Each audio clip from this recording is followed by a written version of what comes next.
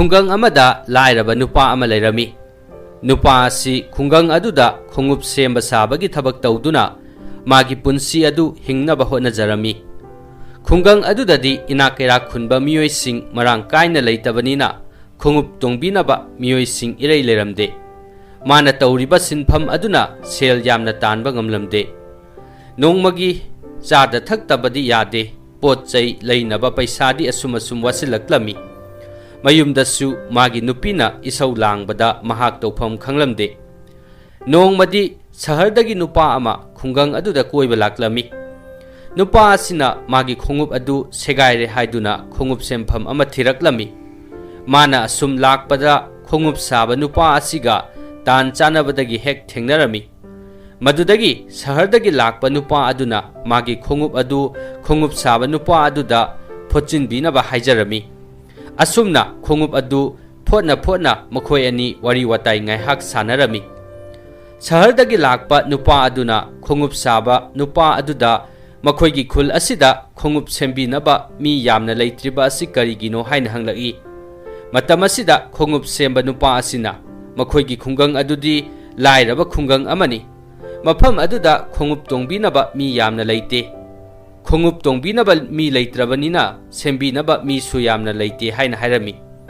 Madudagi nupa aduna amuk mahangna mafam aduda khongup semba sabagi thabak tawduna leiriba asidi nongmada paisa kayam phangi. Madudagi phanglakpa paisaduna imung manung pubadi ngambra haina hanglaki. Matam asida khongup semba nupa aduna mana mafam aduda tawriba thabak adudi mamingtagi tawriba haibaduni. Madi atopa sinphamsu amata haihaude. Karbar macha ama haudokadabasu haudoknaba sel leite. Maram asina upai leitabadagi thabak asi tawduna leiribani. Thabak asi tawbada sel tanba ingam ngamde. Masidagi khara phanglakpa senphamsing adusu chaba thakpada loina chatkhi amata lemhaude. Yumdasu paisa puslakti haiduna nupina isau langbada loire. Aihak tawpham ama ikhang khangdrabani. Mahaki wa adu taraga sahardagi lakpa nupa aduna mahak khungang aduda adumak lengdana leiragadi mahaki punsi adu chaukhatpa ngamlaroi. Maram aduna mahak saharda chattuna sel tanaba hotnau. Sahardadi inakera khunba mi ngaktana ayamba lei. Mafam adudadi khongup tongba mi mayam amasu lei. Mahaki sinpham adu sahardana hena chanagani. Mafam aduda leiduna sel talabadi mahak sel mayam amasu tanba yaragani. Sel mayam adu leirabadi atopa karbar ama haudoke hairabasu laina thoklagani haina pautak pibirami. Matam asida khongup saba nupa aduna mahakti saharda amuktasu chatri aduga saharda maga khangnaba miyoi amatasu leite. Matau karamna mahakna saharda chattuna sel tangani haina chingnaba amaga loinana hanglaki. Matam asida nupa aduna mahak mathangi numitta mafam adu thadoklaga saharda amuk hallagani. Ngasigi numit asima mahaki imungda ahing leklage aduga mathangi numitta makhoi ani punna saharda chatkrasi. Mahaki leifam chafam pumba mana loina sinbirage haina haibiragi. Khongup semba nupa adusu harau na yarami. Madudagi khongup saba nupa aduna magi thabak adu khudak aduda loisilladuna sahargi nupa adubu khungang adugi mafam sinba thungna pubiduna koiba pubirami. Koiba yaba koiruraba matung numit taraktuna makhoi ani mayumda amuk halaklami. Numidangi chak ising pija pithak tawraduna sahardagi lakpa nupa adu atopa ka amada tumhankhirami. Madudagi khongup saba nupa aduna wari sing adu magi nupida loina tamlami. Magi nupisu mana hairiba adu yarami. Adubu mahak matomta yum aduda matau karamna leihogani haina hairaki. Matam khara mahakna halaktriba phawbadi magi manau nupa atomba adu yum aduda kauduna leiminau haina hairami. Asumna makhoi ani wafam asida yanaba puraklami. Ahingi matam haukhraduna nong amuk ngalakle. Ayukki changan chathokle mapot masai pumnamak yomsinba loire.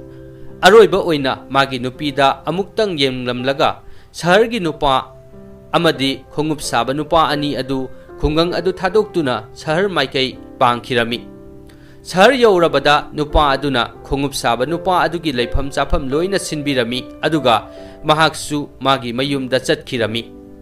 Mathangi ayuktagi khongup saba nupa aduna magi mapot macai khuchu khulai sing adu khaw amada hapchillaga mahak thabak tholaklami. Madudagi mana yumthong khuding changduna khongup semba lakchari. Khongup yadaba leirabadi semjaramge haina lauduna chatlami.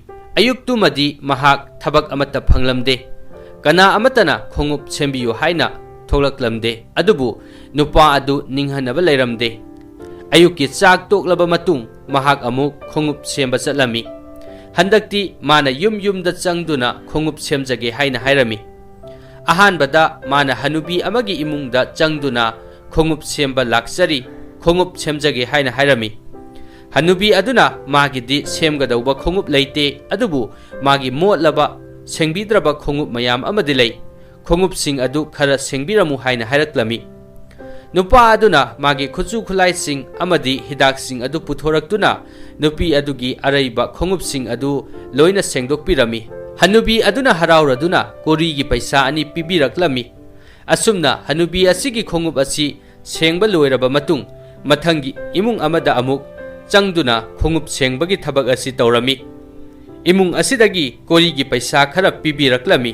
Asumna numit asida khongup semba nupa adu sel yamna talami. Mahangna magi khungang aduda hapta amada tanba sel adu sahar aduda nungthil amakhaktang da talami. Asumna mathangi numitasu sel tanba chattuna sel mayam ama talami. Numit khudingi mana thabak suduna sel yamna tanba horaklami. Mahangna sahar asida leiduna sel talakpa asi tha ama mapung phajilaklami. Tha adu makhaktang da mahangna sanagi paisa tara tanba ngamlami. Haujik mahak paisa khara talabanina magi khungang aduda amuk hallage haina khalami. Mana magi paisa adudagi sanagi paisa manga lauktoklami aduga mapung marai pharaba pot hondok honjin ngamlaba gada ama kaithialdagi leirami. Gada asi puraduna mahak mayumda hallage haina khalami. Gada asigi matengna amadi lemhauriba paisa khara aduna mayumda karbar macha ama haudoklage haina khalami. Wakhal asi tauraduna khongup saba nupa adu ngasai mahak pusar aduda pubirakhiba inak khunba adugi manakta laklami. Mahangna sahar aduda mabu pukhat pirakpadagi haujikti sel mayam ama tanba ngamjare haina nupa aduda harau nungaiba thagatpa phongdoklami aduga mahak mayum maikei tamna magi gada adu puduna halaklami. Gada adugi matengna mahak khungang aduda karbar macha ama hudokchaduna nungaina hinglage haina khalami. Asumna wakhal nungaina khalladuna magi khungang adu tamna laklami. Asum lakpana mahak mi tanadaba labuk lamhang ama phauduna laklami. Lamhang adudi kanasu chatpa ude kanasu leiba ude. Asumna mi tanadraba lamhang asi phauduna lakpada mongsonggumba ama thengnarami. Mongsong adudagi khangaudana gunda taku mari chongthoraklami.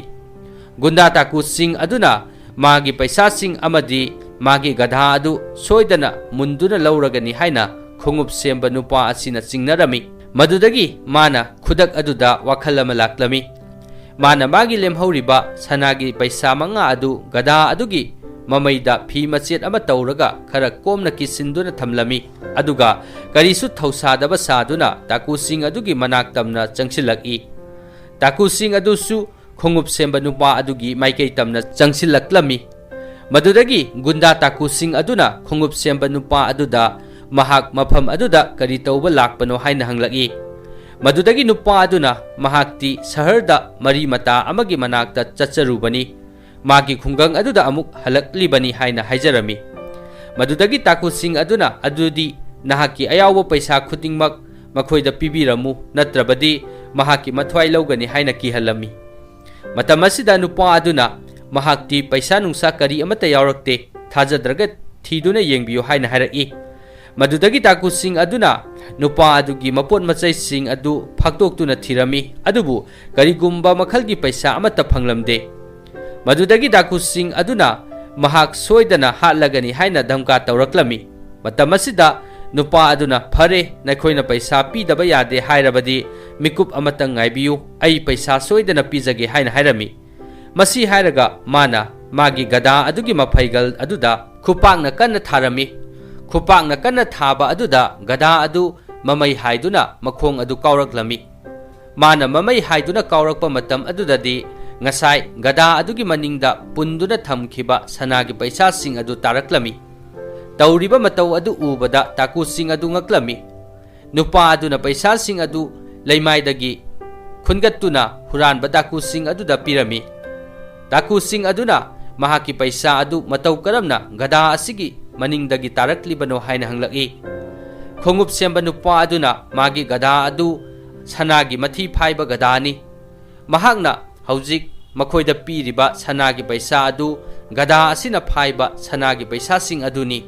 Haujikti paisa sing adu pirabanina mahak chatlage haina haijarami. Matam asida huranba taku mari adu makok chungsinnaduna wa tanarami. Karigumba magi gada asi makhoina lehaurabadi makhoi paisa yamna pairagani. Huranbagi thabak asi taudrabasu yaragani haina khanarami. Asumna makhoi masel khanaba loiraga khongup saba nupa aduda magi gada adu makhoi lehaurage lupa kayada yonge haibano haina hanglaki. Matam asida nupa aduna madi magi gada adu yonba ngamloi. Gada adu yonthokrabadi mahaki sendal lambi amata leiraroi. Mahak chaningai thakningai phauba leiraroi. Gada adugi matengna mahak hingba ngamjaribani haina hairami. Nupa adugi wa adu tabada nungaitraduna huranba mari aduna phare makhoi sanagi paisa chama mangonda pirage aduga gada adu makhoida piramlo haina hairaki. Madudagi khongup saba nupa aduna piningdaba saraduna gada adu makhoida yonthoklami. Gada adu ningthina ananba mafamda duk thaumai thaduna thamgadawbani amadi anauba sajik sing pijaduna thamgadawbani. Natrabadi sana phayu haiba yaroi haina hairami. Asumna khongup saba nupa aduna sanagi paisa mangada leirakpa gada adu apangba gunda sing aduda sanagi paisa chamada yonsilami. Paisa mayam adu puraduna mahak magi khungang adu tamna harauna laklami. Khungang adu yaurabada mana purakpa paisa sing aduna sasan amadi yen nganu khara leiraduna yokpa horami. Mana tauriba thabak aduda magi nupinasu mateng pangbirami. Asomdana amuk huranba mari aduna gada adubu yamna luna taurami. Huranba singi lusingba aduna gada adu magi mayumda hana thamlage aduga mathang tarakpa numit singda makhoi gi mayumda amuk thamlo haina hairami. Makha taba huranba sing adusu lusingba aduna hairiba adu loina yarami. Asumna huranbagi lusingba asina ahing aduda gada adubu duk thaumai thaduna wainana taithoklaba mafam amada thamlami aduga anauba sajik kaya ama pijarami. Mathangi numitadi sanagi mathi mayam ama phairamlagani haina khalladuna mahak harauna tumthakhirami.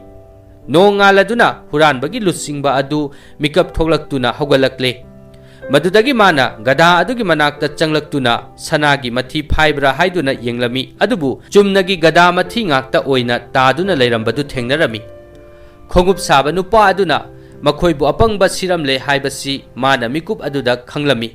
Adubu mana wafam asi magi marup huranba sing aduda amatta takthoklamde. Madudagi magi marup huranba ama amuk laktuna lusingba aduda mahakti gada adugi matengna sana kayam phangle haina hanglaklami. Matam asida lusingba aduna mahak kayam phangi phangde haibadu hairaroi. Mahak masamakna hayeng nongalakpada khanglagani haina hairami.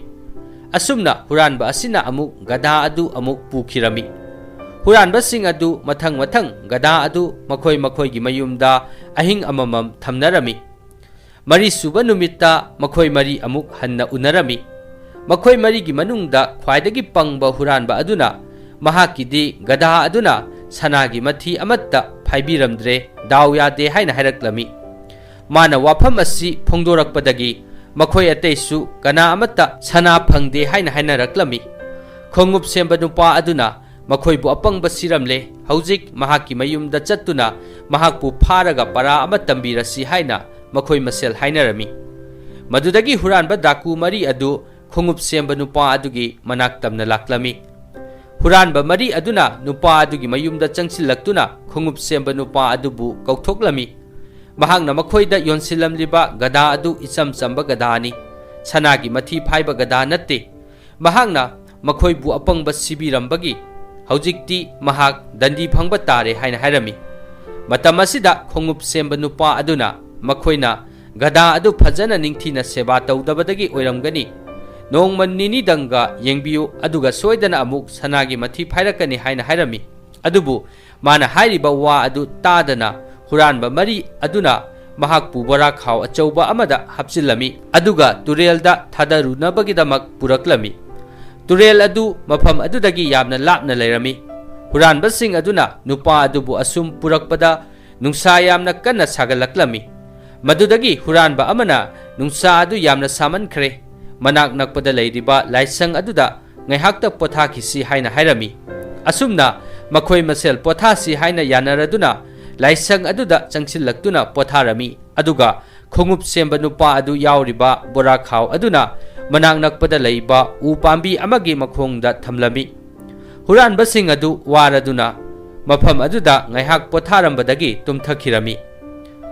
matam asimaktada yaw senba nupa ama bora khaw aduna leiriba maikei adomda laklami mi ama lakpagi sanil phangbada khongup saba nupa aduna khudak aduda wakhal ama tawrami madudagi mana bora manung aduda mahakpu amukta thadokpiyu makhoina hairiba adu mahak sukya yaba ngamloi haina lauduna hairami mana lauba adu taraduna yaw senba nupa adu mafam aduda changchilaki aduga mahangna hairiba adu karino aduga mahangna yaba ngamloi dawriba asina karino haina hanglai matam asida bora khaw manungdagi khongup saba nupa aduna mafam aduda leiriba mioising aduna mahakpu ningthaugi machanupiga luhonghangani haiduna puraklibani adubu makhoina hairiba adu aihak yaba ngamloi aidi ningthaugi machanupiga kaidaunungda luhongba pamde haina hairami magi wa adu tabada yaw senba nupa aduna ingangangna mahasoi nahakpu ngaurabra adu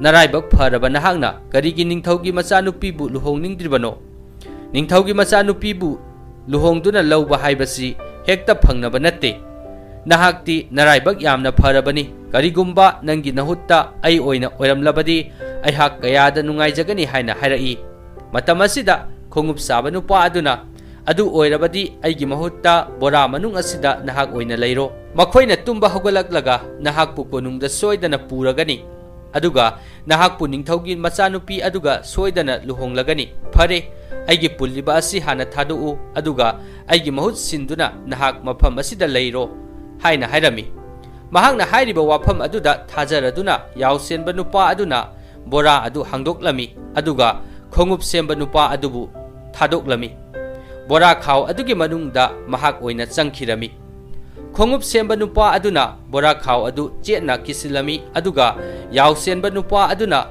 purakpa yawsing adu manak nakpa umang amada hoijinduna lotuna leikhirami huranba mari adu mikap tholakladuna bora khaw adu amuk puduna turel tamna laklami madudagi makhoi marina bora khaw adubu turel aduda langtharami aduga laman khumle khanduna harauna amuk mayum maikei panglaklami makhoina halakpagi lambida khongup saba nupa adu amuk yaw mayam ama puduna lakpadu makhoina urami nupa adu amuk hanna urubada makhoi ngakpana loikhre makhoina haujikta turelda langtharambada ngairiba mioi adubu matau karamna yaw mayam ama puduna amuk laklibano masi khallubada makhoi ngaubana loikhre masidagi huranba mari aduna nupa adugi manakta changsillaktuna mahakti matau karamna mafam aduda amuk yawsing adu puduna laklibano haina hanglami matam asida nupa aduna turel adugi makhada yamna chaukhatpa leibak ama leirami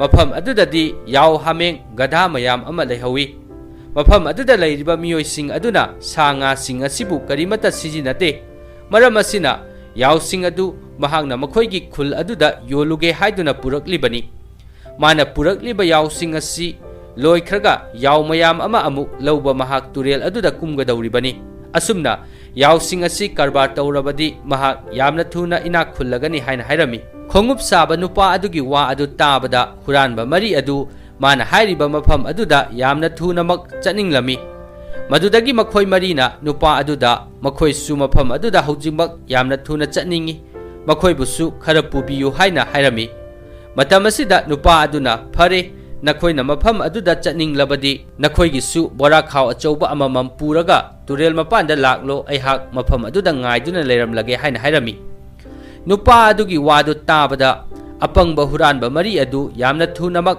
Bora लौबा चटखिरमी khongup semba nupa adusu turel aduda makhoibu lakpa ngaiduna leirami ngaihak leiraba matung huranba mari adu bora khaw achauba amamam puduna laklami madudagi nupa aduna makhoi maribu khaw adugi manungda changnaba hairami khaw sing aduda changhallaba matung machin adu chena punsilami madudagi nupa aduna makhoi maribu turel aduda amamamta oina inthakirami huranba mari adu turel da intharam laba matung khongup semba nupa adu harauna mayumda halaki aduga magi karbar adu chaukhatnaba hotnarami asumna yengnaba sing adubu magi pairaki lousingna maithiba piraga magi punsi adu nungayai phana chaukhatna hinglami wari asi matang asida loisinjare wari asi libada soikiba yaurabasu tabiriba pumnamakna ngakpinaba nulukna haijari makha tarakpa wari sing thagalakpada khangnabagidamak channel asibu subscribe tawdirba ichilinaw singna channel asibu subscribe tawsinbiramu pumnamakpu thagatchari।